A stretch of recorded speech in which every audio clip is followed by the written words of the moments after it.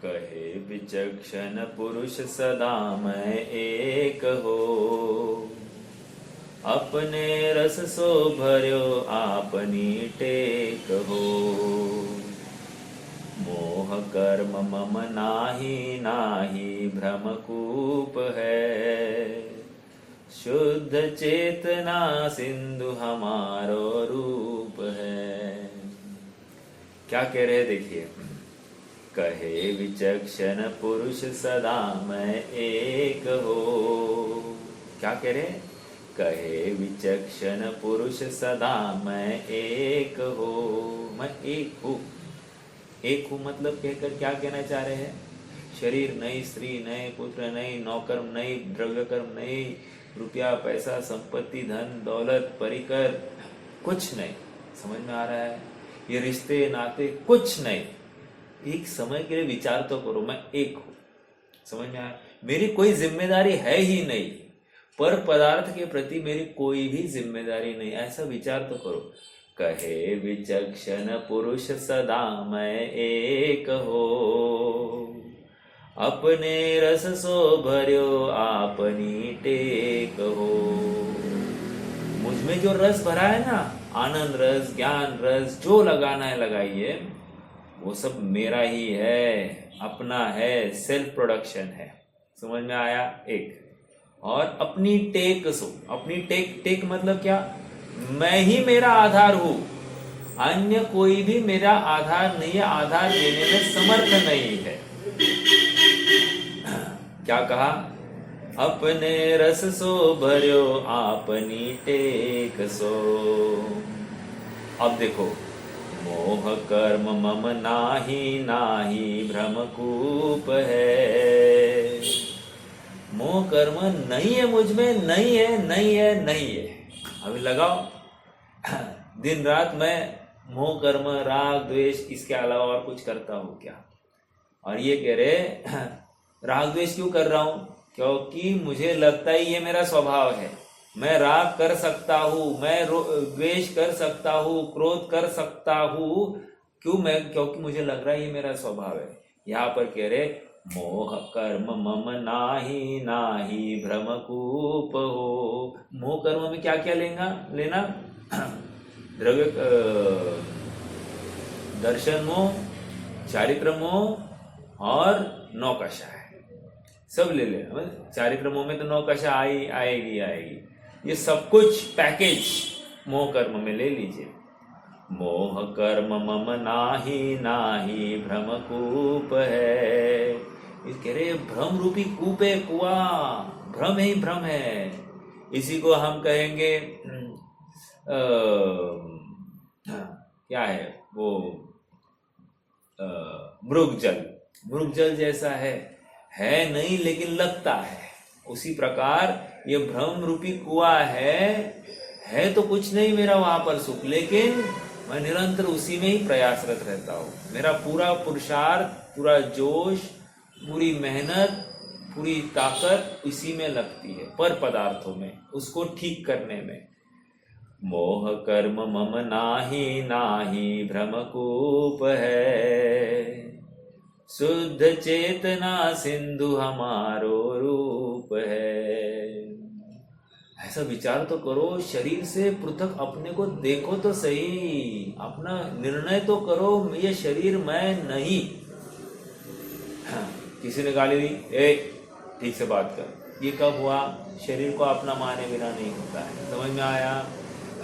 मुझे किसी ने धक्का दिया, बुरा क्यों लगा? क्योंकि शरीर को अपना माना है। समझ में आया? कहीं ना कहीं ये पर के आश्रित स्वयं को सुखी या दुखी मान बैठा है, यही इसका भ्रम है।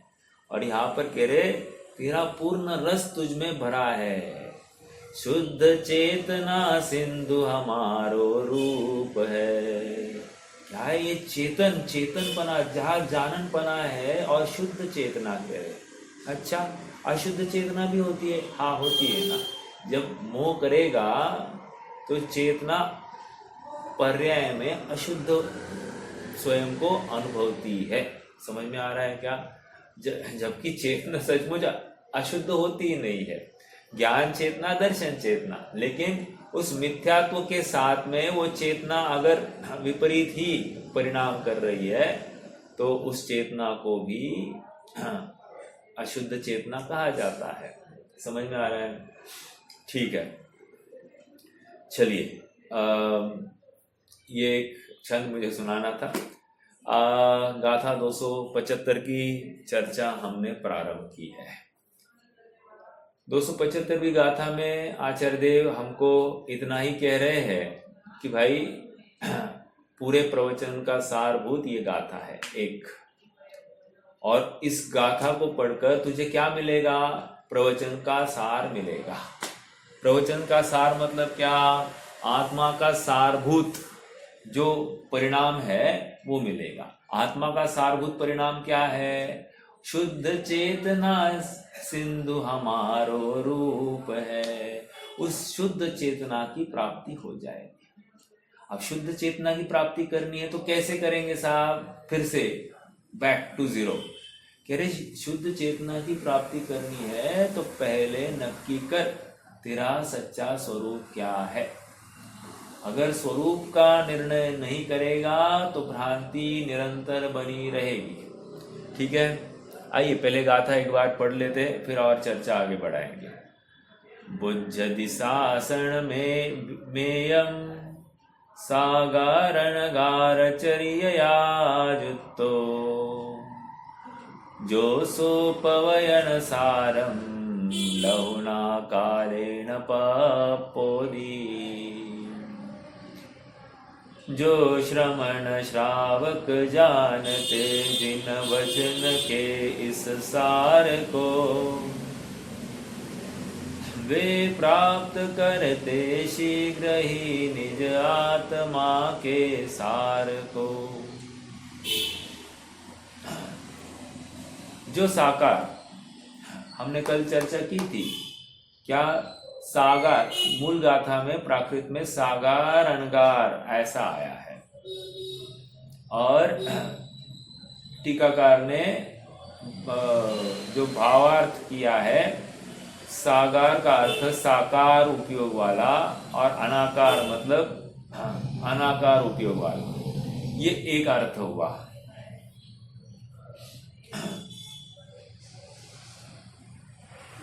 देखो जो साकार अनाकार चर्या से युक्त रहता हुआ इस शासन अर्थात उपदेश को जानता है। शासन, शासन कहाँ आया? देखो बुद्धि शासन मेयम। हाँ, शासन मतलब उपदेश। कौन सा उपदेश? ये 274 गाथा में आप तक जो करते आए ये उपदेश की बात है। ठीक है, क्या उपदेश आया साहब? उपदेश ये आया कि जगत को दो भागों में विभाजित करो, ज्ञान तत्व और ज्ञेय तत्व। तो कह रहे ये ज्ञेय तत्व जो है ना, ये तो ज्ञेय तत्व ही है, पर पदार्थ ही है। लेकिन जो ज्ञान तत्व है ना, वो ज्ञान तत्व जो है वो ज्ञातृ तत्व भी है और ज्ञेय तत्व भी है। अब मेरे ज्ञेय तत्व में तो मुझे अपनत्व करना है, लेकिन अन्य सब ज्ञेय तत्व है उनमें तो मात्र ज्ञाता भाव या जाननपना है। समझ में आया? ये इतना बाइफर्केशन, इतना डिवीजन जो कर सकता है ना, वो इस प्रवचन सार के सार को समझ में आ गया है। समझ में आया? प्रवचन सार का सार उसको समझ में आ गया। मतलब ये है कि अब ये जीव यदि सच्चा सुखार्थी होगा तो क्या करेगा? अब वो निरंतर अपने को ज्ञान मात्र ही देखना लगेगा। मतलब अपने को ज्ञान मात्र देखना मतलब ये अन्य पदार्थ मुझ में नहीं है, मतलब ये राग द्वेष मैं नहीं हूं। और क्या है? कह रहा है ये पर पदार्थ मुझे सुखी दुखी करते नहीं है, पर पदार्थ मुझ में आते नहीं, मैं पर पदार्थ का कुछ कर सकता नहीं। ऐसा निर्णय करता हुआ अब वो स्वयं को सीमित करता है अपने चैतन्य सत्ता पर। जैसे ये निर्णय होने लग गया ना, तो उसकी आकुलता घटने लगती है। देखो आकुलता कब होती है? जब मैं पर से कोई अपेक्षा रखता हूं। अब कह रहे हैं कि पर से अपेक्षा जो रखी है ना, जब तक वो पूर्णता को प्राप्त नहीं होती तब तक आकुलता बनी रहती है। तो आकुलता मिटाने के दो उपाय, एक तो जिस संबंधी विकल्प है उस विकल्प की पूर्ति हो जाए एक, या दूसरा क्या है कि पर के द्वारा मेरा कोई भी विकल्प सिद्धि को प्राप्त होगा ही नहीं। दो, और परमार्थ सॉल्यूशन तो यही है कि पर के द्वारा मेरा कोई भी कार्य सिद्धि को प्राप्त नहीं होता। जो भी कार्य होते हैं होने योग्य ही होते, अपने काल में ही होते, ना आगे होते ना पीछे होते। विचार करना, प्रत्येक कार्य अपनी सुनिश्चित एक क्या कहे, सुनिश्चित अपनी एक क्रम नियमित कहो, सुनिश्चित एक व्यवस्था में ही बैठकर अपना कार्य खुद कर रहा है। कोई भी वस्तु दूसरे वस्तु का कुछ भी नहीं कर रही है। आप देखो, अभी इस लैपटॉप में सैकड़ों चीजें होगी, लेकिन सैकड़ों चीजें होते हुए भी प्रत्येक वस्तु अपना अपना ही काम कर रही है। एक भी वस्तु अपना काम करना चूक जाए तो ये लैपटॉप काम करना बंद हो जाएगा। समझ में आ रहा है ना? हाँ, इसका मतलब दूसरी वस्तु आकर उस दूसरे इस लैपटॉप का अन्य काम करेगी, ऐसा बिल्कुल भी नहीं। जिस वस्तु को जो काम डिफाइंड है वो वस्तु वही काम करेगी। समझ में आ रहा है क्या? देखो, हमारे पास में एक वेइंग स्केल मतलब वजन कांटा है। अब वजन कांटे के ऊपर एक सेंसर होता है, वो सेंस करता है, और एक डिस्प्ले होता है, वो डिस्प्ले दिखाता है। अब मान लो सेंसर खराब हुआ तो डिस्प्ले भी गलत करेगा, डिस्प्ले भी गलत आएगा। हाँ, लेकिन सेंसर भी सही है तो डिस्प्ले भी सही है। मुझे क्या समझाना है? डिस्प्ले का काम कर रहा है और सेंसर का काम कर रहा है। चलो मान लीजिए कि सेंसर तो ठीक है लेकिन डिस्प्ले खराब हो गया तो नहीं दिखाई देगा। इसका मतलब हर चीज, सेंसर अच्छा होते हुए भी डिस्प्ले उस सेंसर का काम नहीं कर सकता। डिस्प्ले अच्छा होते हुए वो सेंसर खराब हो जाए तो सेंसर का काम वो डिस्प्ले नहीं कर सकता। हर वस्तु अपना अपना काम ही करती है, ये यहाँ पर समझाना है। इतना सा छोटा सा प्राकृतिक नियम जिसको समझ में आया ना, वो बराबर आगे देखो, कोई पौधा है, पौधा है, वो मूल क्या काम करते हैं? मूल बराबर जमीन के अंदर ही छेद करते करते पानी की तलाश में जाते हैं, राइट? जितना पानी ले सकते हो ले लेते हैं। और जो तना आता है ऊपर, फिर पत्ते आते हैं, वो क्या करते हैं? वो ऊपर ही जाते रहते हैं। वो मूल का कार्य वो लोग नहीं करते, और मूल उस पत्तों का काम नहीं करते। यदि उस मूल को ऊपर आकाश में लिया जाए तो क्या मर जाएगा? यदि पत्ते को अंदर डाला जाए तो वो भी मर जाएगा। कहने की बात इतनी है कि हर वस्तु का अपना अपना सुनिश्चित कार्य है और वो वस्तु वही कार्य करती है, अन्य नहीं। अब ये जब समझ में आ गया ना, तो उसी तर्ज पर मेरा ज्ञान स्वभाव है ना, मेरे ज्ञान स्वभाव में कोई अन्य प्रवेश करता ही नहीं। किसी अन्य की वजह से सुख नहीं है, दुख नहीं है। रुपया पैसा बहुत है तो सुखी, रुपया पैसा कम है तो दुखी नहीं। अनुकूलता बहुत है तो सुखी, अनुकूलता कम है तो दुखी, ऐसा भी नहीं। समझ में आ रहा है? मेरे इच्छा के अनुसार सब परिणमित हो रहे इसलिए मैं सुखी, रॉन्ग। मेरे इच्छा के विरुद्ध सब परिणमित नहीं हो रहे इसलिए मैं दुखी, रॉन्ग। समझ में आ रहा है क्या? हमको हर प्रकार से हर अवसर में सुखी होने के लिए हमारी ही विचारधारा आडंगा है। यदि यथार्थ विचारधारा हो, यथार्थ चिंतन हो, तो हम उसी समय में सुखी हो। जरूरी नहीं है शास्त्राभ्यासी करता रहे। हम खाते पीते उठते बैठते खेलते सब अवस्थाओं में तत्व चिंतन पूर्वक सुखी हो सकते हैं, बशर्ते हम हर चीज अपने ज्ञान में ही हम देख रहे हैं, जान रहे हैं, अपना काम अपने आत्मा में ही हो रहा है, इतना निर्णय करें। कह के तो देखो कि मेरा काम पूरा का पूरा इस आत्म स्वभाव में ही हो रहा है, आत्मा के बाहर नहीं हो रहा है, तो आनंद ही आनंद आएगा, है ना। लेकिन आश्चर्य की बात देखो ना, शरीर थोड़ा सा 19-20 हो जाए तो भागता है कि नहीं यहाँ वहाँ। उस समय में क्या विचारधारा होती है, श्रद्धा क्या होती है, मैं दवाई लूंगा तो ठीक होगा, दवाई नहीं लूंगा तो मैं ठीक नहीं होगा, होता है कि नहीं ऐसा। लेकिन यहाँ पर एक उल्टा तर्क भी अपने ज्ञान में रख देना, क्या दवाई लेने वाले भी ऐसे कितने ही लोग हैं कि वो मर गए हैं, समझ में आ रहा है। वो वैक्सीन लेने वाले कितने ही लोग मर गए हैं और बिना वैक्सीन लिए भी जिंदा है, समझ में आ रहा है ना। मुझे क्या समझाना है कि जब जीवन रहता है तो फिर वो निमित्त तो हो अथवा नहीं हो, मेरा काम तो होगा ही होगा, समझ में आ रहा है। अर्थात आयु के सिवा मेरा जीवन नहीं चल सकता इस असमान जाति द्रव्य पर्याय का। लेकिन एक कदम आगे बढ़कर क्या कह रहे हैं, असमान जाति द्रव्य पर्याय छोड़ दो, वो आत्मा उस असमान जाति वस्तु के अनुरूप काम करता ही नहीं, या वो असमान जाति जो उद्गल शरीर है इस आत्मा के योग्य काम करता नहीं है। यह हाथ जो उठ रहा है इस समय में, इस हाथ की जो उद्गल प्रदेश है वे अपना अपना स्वतंत्र परिणमन कर रहे हैं, वे अपनी योग्यता से ही ऊपर उठे हैं। इतने ही उठने थे तो इतने ही उठे, उसी समय में यहाँ के जो आत्म प्रदेश है वो भी उतने ही उठते हैं। और मुझे लगता है कि मैंने उठाया, और जबकि हमको कहते ही ना हाथ उठाओ, हाथ नीचे करो, बराबर हम हाथ उठाते हैं, हम हाथ नीचे करते हैं, हमको लगता है कि हमने किया। हाँ, थोड़ा पैरों में दर्द हो, घुटने दर्द करने लग जाए तो हम क्या कहते हैं, अभी घुटनों में दर्द है, अभी चला नहीं जाता, समझ में आ रहा है क्या। अर्थात ये अपनी हर अवस्था को इस शरीर के अधीन मानता है। यहाँ कह रहे हैं नहीं, तुम अपनी हर अवस्था को अपने ज्ञानमय ही मानो, शरीर रूप मत मानो, ये यहाँ पर समझा है।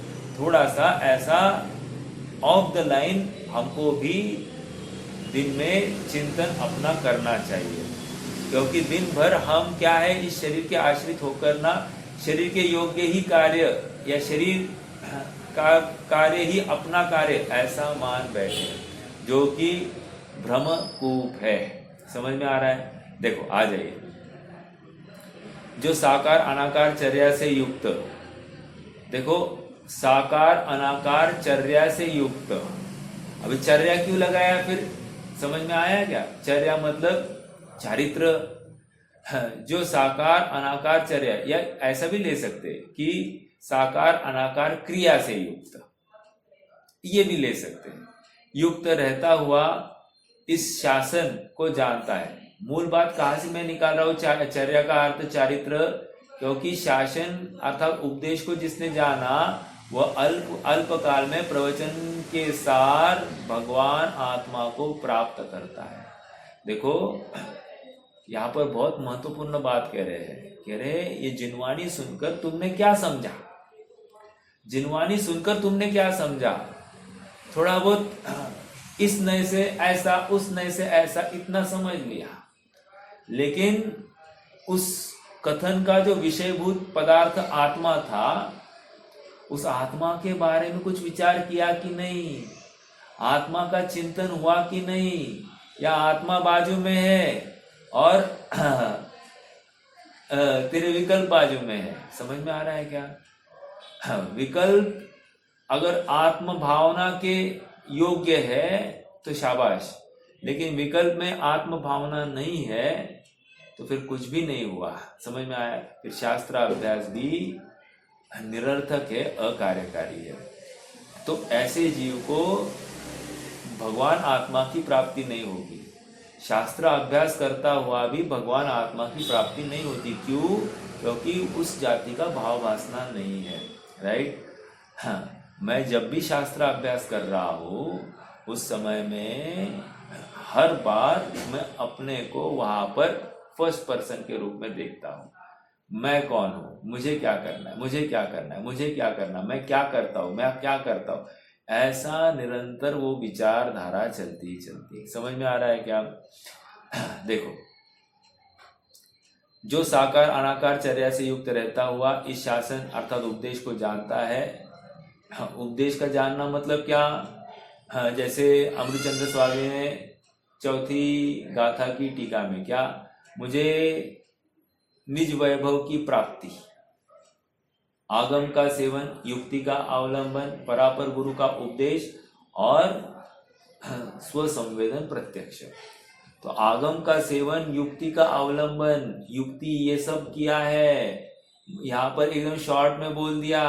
उपदेश को जानता है, वो अल्पकाल में प्रवचन के सार को प्राप्त होता है। अल्प मतलब क्या? सच्ची भावना से। या उपदेश का जानना मतलब क्या? उपदेश का सुनना मतलब क्या? वैसा इम्प्लीमेंटेशन करना।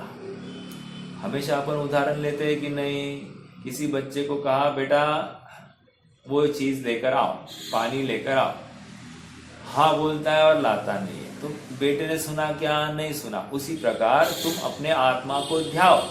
ऐसा जब कहते हैं तो हम सचमुच आत्मा को ध्याते हैं क्या? पर द्रव्य से भिन्न मतलब क्या? द्रव्य कर्म से भिन्न, नौ कर्म से भिन्न, ऐसा अपनी आत्म वस्तु को हम देख रहे हैं क्या? नहीं देख रहे। तो फिर कह रहे हैं कि तुम अपने आत्मा को नहीं ध्या रहे हो। तुम जब भी आत्मा को ध्याते हो तुम उसको आधा अधूरा ध्याते हो।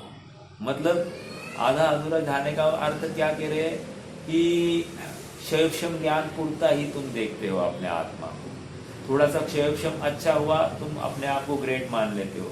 थोड़ा सी क्रियाएं आगमानुकूल हो गई, तुम अपने आप को महंत मानने लग जाते हो। लेकिन यहाँ पर कह रहे वो क्रिया का परिणाम जहाँ हुआ है वो आत्मा तू है। जैसे कोई मुनिराज हुए हैं और वो स्वयं को मुनि मानता है, तो कह रहे रॉन्ग, तू अपने को आत्मा मान। मैं अपने आप को श्रीपाल, पिता, भाई या फिर और अन्य किसी भी अवस्था रूप देखूं तो ये गलत है। कह रहे तू अपने को आत्मा मान। ओके, ये कैसा आत्मा? साकार अनाकार उपयोग वाला। ठीक है। अब देखो सागार, मूल गाथा में प्राकृत में सागार अणगार आया है। तो सागार कहकर देखो हिंदी में जब इसका अनुवाद होता है तो ग का क होता है, बिल्कुल प्रॉब्लम नहीं है, तो विरोध नहीं है। लेकिन आचार्य जयसेन ने सागार अणगार ऐसा ही अर्थ किया है, अर्थात गृहस्थ और श्रमण ऐसा अर्थ किया है। तो वो भी अर्थ लागू हो जाता है, कोई प्रॉब्लम नहीं। अर्थात जो जीव इस प्रवचन के सार को सुनता है, वैसा अनुभवता है और अपने में वैसी प्रतीति करता हो, तो उसको भगवान आत्मा की प्राप्ति हो जाएगी। बहुत सरल भाषा में लिख रहे हैं, लेकिन भाव बहुत गहरा है। अनंत काल हो गया है, इस जीव ने अथक प्रयास किए हैं सुखी होने के लिए, लेकिन सुखी हुआ नहीं है। हम सब्जी मंडी में जाते हैं, हम चाहते कि नहीं 10 रुपए की चीज 5 रुपए में मिले। हम चाहते कि नहीं हम बाजार में जाए तो हमको सस्ते से सस्ता आइटम मिल जाए। क्यों? हम पैसा बचाना चाहते हैं, उसको उपादेय है, राइट। हाँ, ज्ञानी क्या करता है मालूम है? अपने उपयोग को यहाँ वहाँ भटकने नहीं देता। वो कोई भी गेज जानने में आया तो वो चाहता है कि अपना उपयोग वहाँ भटके ही नहीं, वो बराबर बचाने की कोशिश करता है। जिस प्रकार हम बाजार में रुपया पैसा बचाने का प्रयास करते हैं, उसी प्रकार ज्ञानी अपने उपयोग को व्यर्थ यहाँ वहाँ भटकते हुए होने के लिए वो बचा के रखता है। मतलब यहाँ वहाँ अननेसेसरी वेस्ट नहीं करता है। समझ में आ रहा है? वो अपने उपयोग की वैल्यू करता है, अपने समय की वैल्यू करता है। अज्ञानी अपने समय की वैल्यू करता ही नहीं है। समझ में आ रहा है क्या? तो ये अपना उपयोग कितना कीमती है ये ज्ञानी जानता है। हाँ, देखो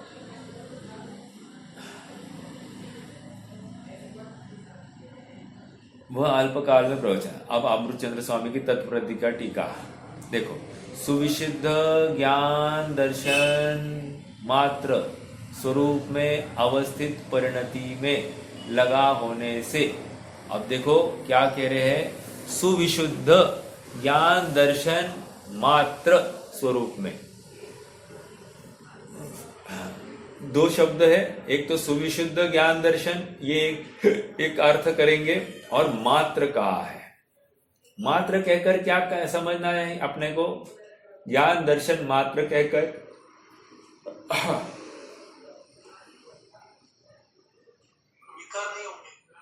हाँ, विकार नहीं है, बराबर है। देखो मैं एक एग्जांपल देता हूं। 1,00,000 मात्र, 1,00,000 रुपए मात्र। अब बोलिए,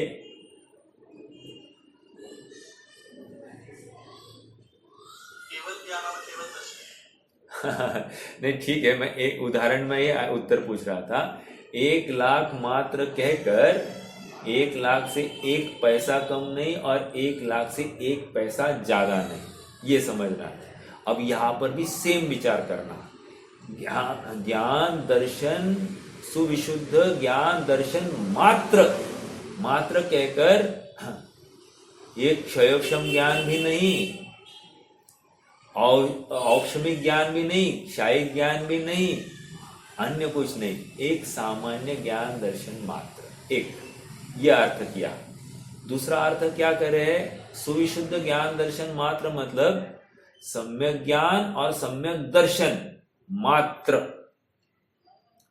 ऐसा ही स्वभाव है। मतलब क्या?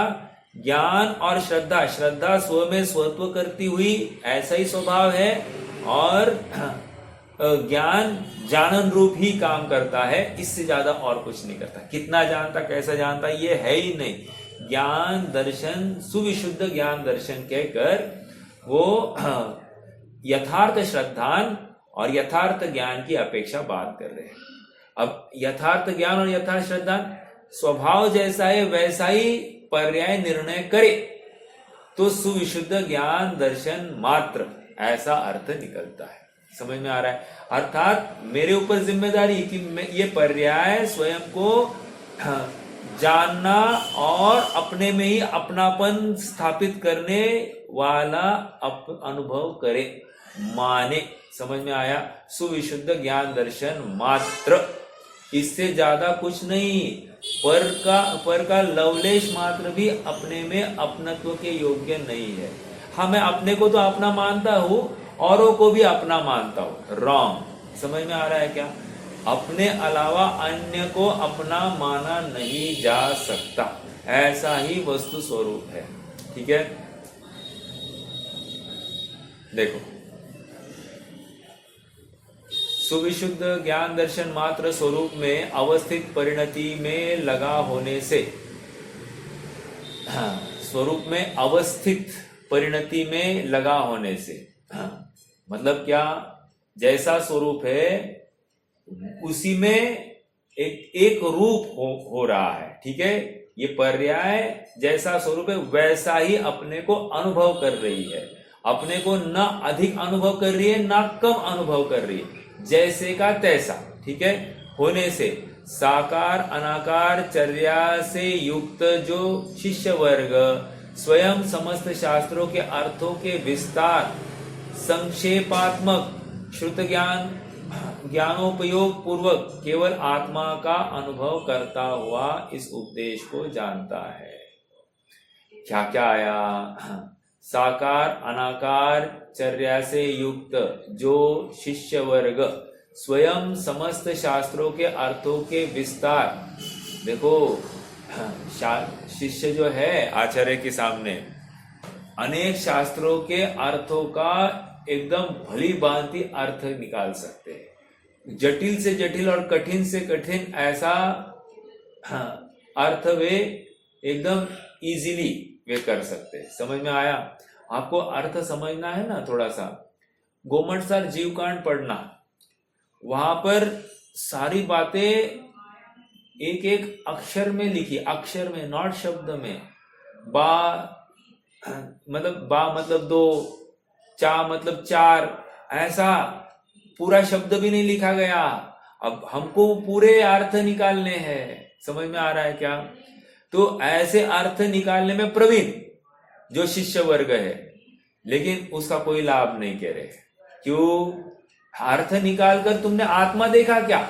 हमारा प्रयोजन आत्मा से था। देखो फिर से, हाँ, अर्थों के विस्तार, संक्षेपात्मक, शास्त्रों के अर्थों के विस्तार और संक्षेपात्मक, मतलब संक्षेप वाला अर्थ भी समझ में आया, विस्तारभूत अर्थ भी समझ में आया, ठीक है।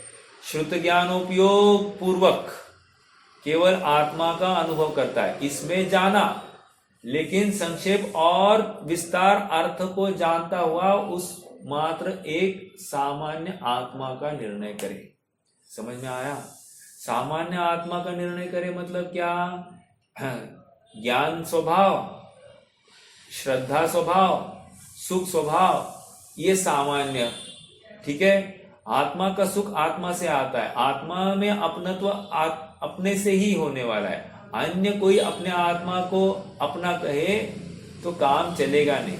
निष्कर्ष इतना है कि ये वर्तमान में जो श्रुत ज्ञान उपयोग है उसको इतना ही करना है, अपने को मात्र सामान्य रूप देखना है, न अधिक, अन्यूनम अनतिरिक्तम, मतलब न्यून भी नहीं देखना है, अतिरिक्त भी नहीं देखना, ठीक है।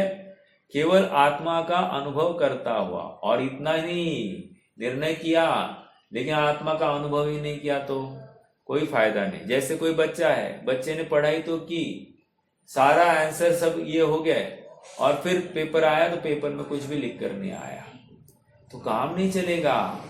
उतने ही रुचि पूर्वक उसमें उद्यमी होना आवश्यक है। अगर नहीं होगा तो सुखी नहीं हो सकता, उसको वस्तु की प्राप्ति नहीं हो सकती, और वस्तु की प्राप्ति नहीं होगी तो नियम से सुखी नहीं होगा, आकुलता बनी रहेगी, विकल्प रहते हैं, ठीक है। अनुभव, आत्मा का अनुभव करता हुआ इस उपदेश को जानता है वह शिष्य वर्ग वस्तुतः भूतार्थ स्वसंवेद्य दिव्य ज्ञानानंद स्वभावी पूर्व काल में अनुभूत तीनों काल के निरवधि प्रवाह में स्थायी होने से संपूर्ण पदार्थों को के समूहात्मक प्रवचन का सारभूत भगवान आत्मा को प्राप्त करता है। फिर से वह शिष्य वर्ग वस्तुतः भूतार्थ स्वसंवेद्य दिव्य ज्ञानानंद स्वभावी, मतलब क्या? मेरा आत्मा मेरे से ही वेदा जा सकता है। स्वसंवेद्य, कोई दूसरा मेरे आत्मा का वेदन नहीं कर सकता है। क्या आ गई थी समय सार की आत्मख्याति की पहला कलश?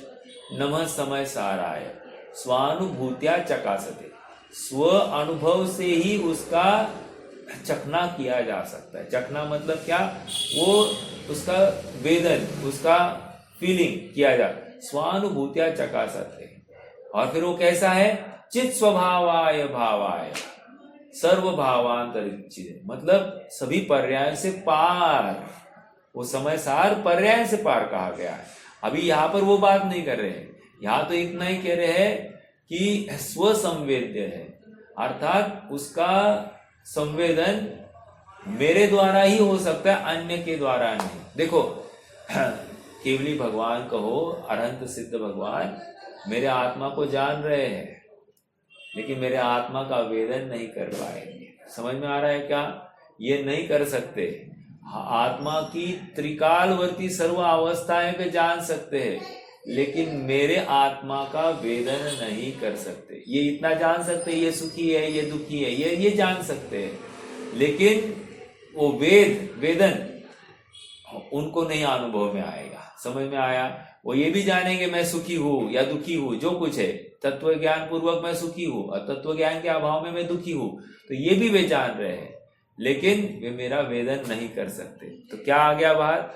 भूतार्थ स्वसंवेद्य दिव्य ज्ञानानंद स्वभावी पूर्व काल में अनुभूत अनुभूत मतलब क्या? पहले अनुभव में नहीं आया, अनुभूत। तीनों मतलब अपूर्व, ऐसा भी ले लो, पूर्व काल में ऐसा अनुभव नहीं किया है, ऐसा अनुभव किसका? ज्ञानानंद स्वभावी अपने निज स्वसंवेद्य ऐसे आत्मा का हो रहा है। और क्या? तीनों काल के निरवधि प्रवाह में स्थायी होने से, अब क्या कह रहे, तीनों काल के निरवधि प्रवाह में स्थायी होने से, ये इसका अर्थ क्या है, तीनों काल के निरवधि प्रवाह में स्थायी है, कौन बताएगा, तीनों काल के निरवधि प्रवाह में स्थायी है,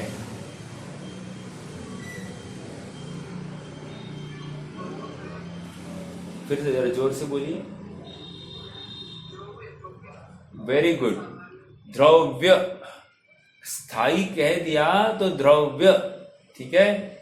और उत्पाद व्यय रूप क्या होती है, उत्पाद व्यय पूर्व की पर्याय का व्यय और वर्तमान पर्याय का उत्पाद, ठीक है। अब ये उत्पाद व्यय वाली जो अवस्था है वो अपने को द्रव्य देखती है, समझ में आ रहा है। हालांकि द्रव्य भी एक समय का परिणाम है, लेकिन वो पर्याय अपने को द्रव्य देखती है, ठीक है। फिर से देखो, तीनों काल के निरवधि प्रवाह में स्थायी होने से, उस स्थायी शब्द से उसका द्रव्यपना यहाँ पर इंगित है, गैप से रहित, निरंतरता, ठीक है, निरंतरता से। देखो क्या कह रहे हैं, तीनों काल के निरवधि प्रवाह में स्थायी होने से संपूर्ण पदार्थों के समूहात्मक प्रवचन का सारभूत,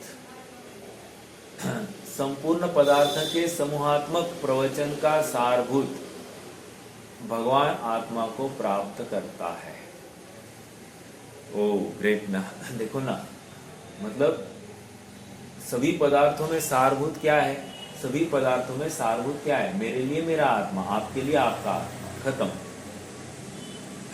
सारभूत ये शरीर नहीं है, सारभूत बाल बच्चे नहीं है, सारभूत पति पत्नी नहीं है, समझ में आ रहा, पिता माता कुछ नहीं है, सारभूत भगवान भी नहीं है, सारभूत कोई पंच परमेष्टि भी नहीं है, सारभूत धन दौलत तो है ही नहीं, सारभूत अपनी इच्छा के अनुसार कोई पर पदार्थ का परिणमन होए ये भी नहीं है, सारभूत मेरा शुद्धात्मा है, समझ में आया, शुद्धात्मा, ठीक है। देखो, पूर्व काल में अननुभूत, तीनों काल के निरवधि प्रवाह में स्थायी होने से संपूर्ण पदार्थों के समूहात्मक प्रवचन का सारभूत भगवान आत्मा को प्राप्त करता हो। ध्यान रहे, उक्त गाथा में, इस तत्व प्रदीपिका टीका में गाथा में समागत,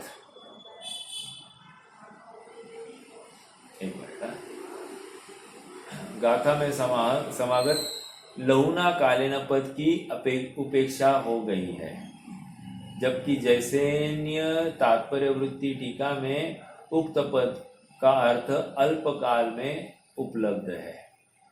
आया ना, कहा लहुना कालीन कहा आया, देखो सेकेंड लाइन में लास्ट पद लहुना कालीन पप्पोदि, तो लहुना कालीन का अर्थ अल्प काल में वो क्या करता है, प्रवचन के सार को, अर्थात भगवान आत्मा को प्राप्त होता है। यहाँ अमृतचंद्र स्वामी के टीका में अल्पकाल में ऐसा कहीं भी उल्लेख नहीं किया गया। अब देखो दूसरी बात यह है कि तत्व प्रदीपिका टीका में गाथा में समागत साकार अणगार पद का अर्थ साकार अनाकार अर्थात ज्ञान दर्शन उपयोग किया है, और जैसेनीय तात्पर्य वृत्ति टीका में श्रावक और साधु ऐसा किया गया है। समझ में आया, ये एक अर्थ। ओके, देवीदास जी और वृंदावन दास जी ने भी साकार अणगार पद का अर्थ करने में और लहुना कालीन अल्पकाल में पद का प्रयोग करने में आचार्य जैसेन की तात्पर्य वृत्ति टीका का अनुकरण किया है। तो जो अमृतचंद्र ने लहुना कालीन के बारे में तो उल्लेख ही नहीं किया था एक, और साकार अणगार का अर्थ उन्होंने साकार अनाकार किया है, ज्ञान उपयोग दर्शन उपयोग, लेकिन यहाँ पर साकार अनाकार का अर्थ गृहस्थ और श्रमण। ठीक है, आगे आध्यात्मिक सत्पुरुष कांजी स्वामी जी इस गाथा के भाव को इस प्रकार स्पष्ट करते। विशुद्ध ज्ञान दर्शन रूपी मैं हूं, उसमें लीनता करना ही प्रवचन का सार है। क्या कहा फिर से? विशुद्ध ज्ञान दर्शन रूपी मैं हूं, ये कौन से नए का कथन है? विशुद्ध ज्ञान दर्शन स्वरूपी मैं हूं, उसमें लीनता करना ही प्रवचन का सार है।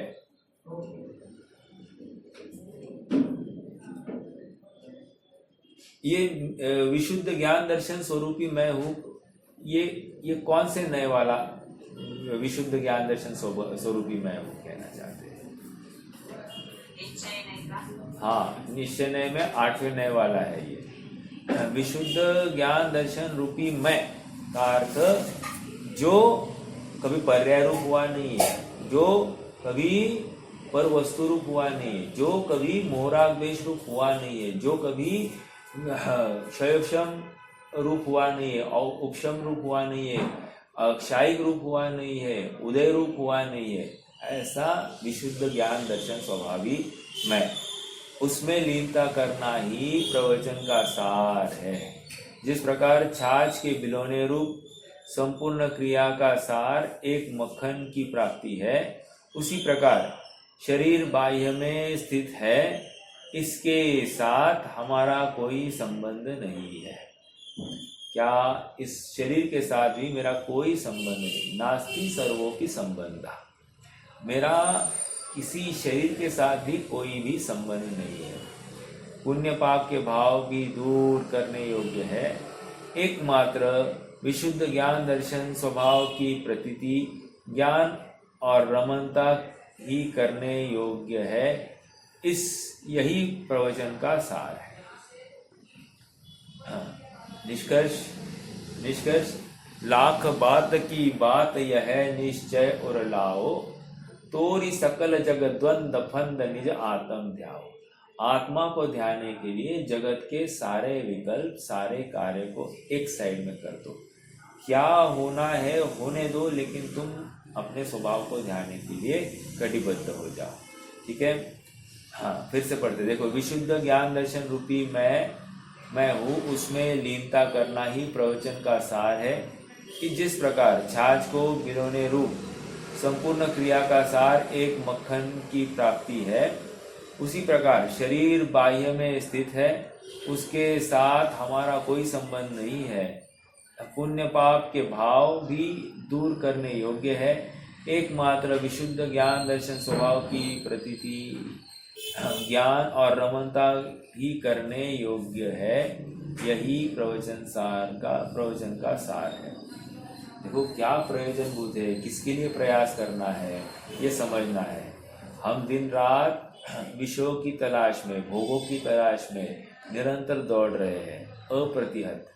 यहाँ कह रहे हैं कि भाई तू नक्की कर, तू क्या होना चाहता है। सुखी होना चाहता है तो सुखी होने योग्य ही साधनों का अवलंबन करना। समझ में आया? जिससे सुखी ही होता है ऐसे साधनों का अवलंबन लेना। देखो, जिन मंदिर बनने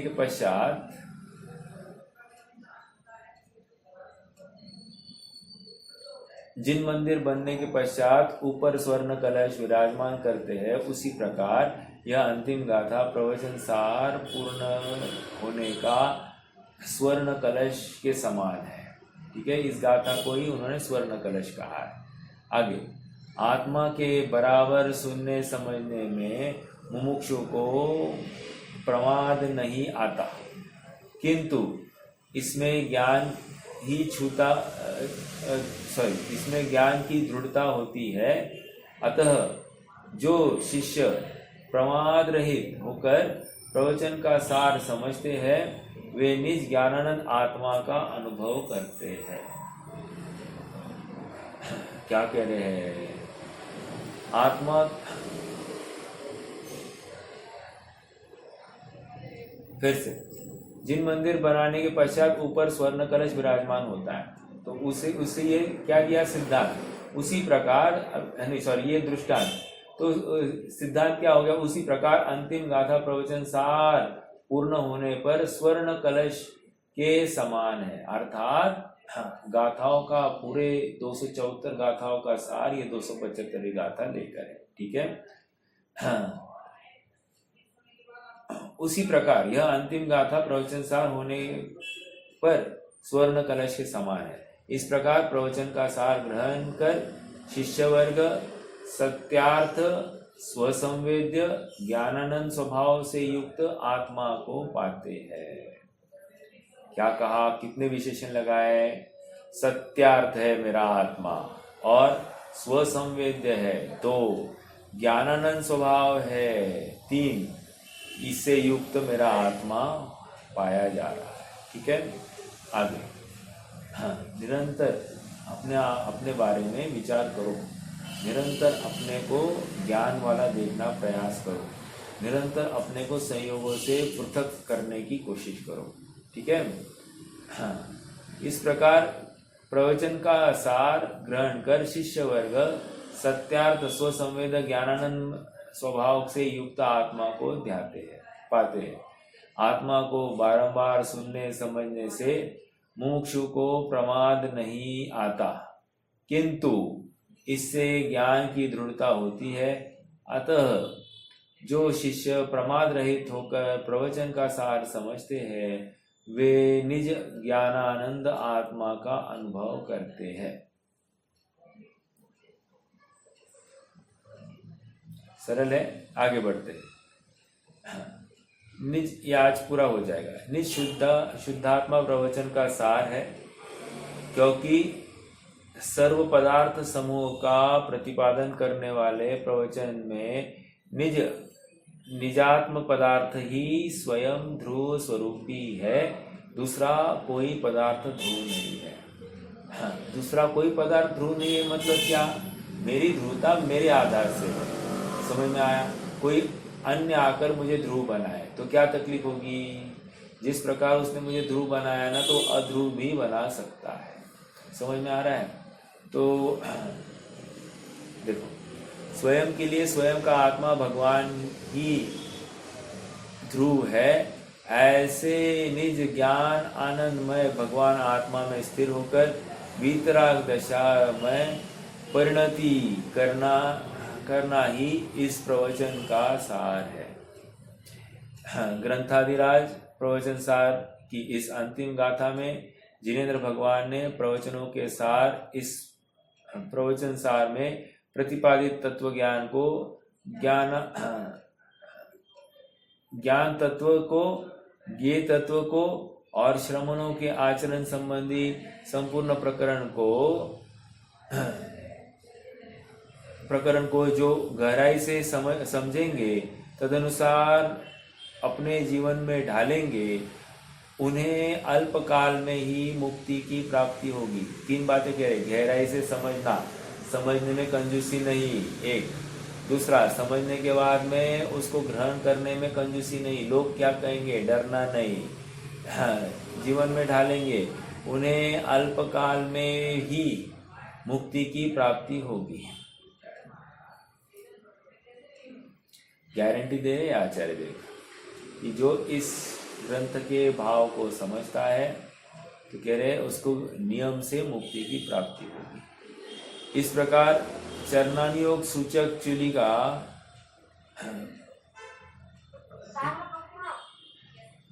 चरणानुयोग